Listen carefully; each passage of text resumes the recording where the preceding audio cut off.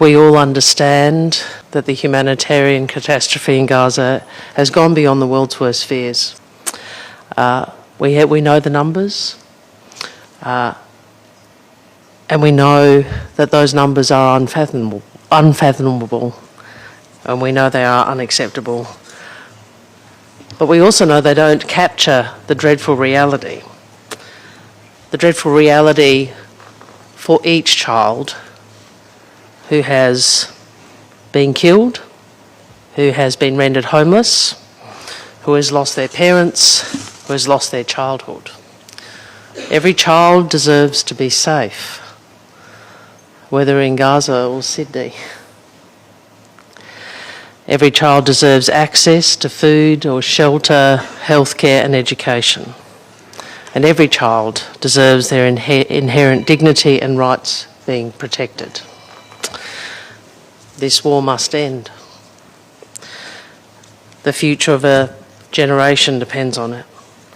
So Australia supports the call to action, and we will continue to work with you to advance these important goals.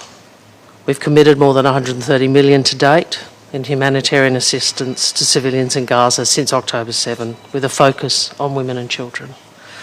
We're supporting our valued partners to provide much needed access to shelter, to nutrition, water, safe hygiene and critical health services as much as is able to in the difficult circumstances in which you operate. And we have led efforts to protect aid workers in conflict zones with a new declaration for the protection of humanitarian personnel.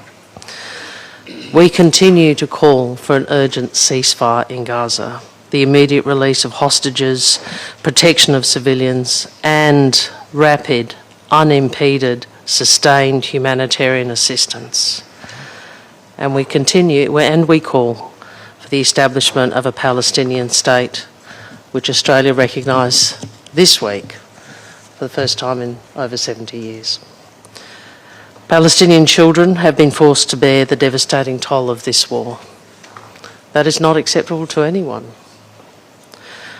And they are more than statistics, they're more than abstractions, they're more than even the individual stories.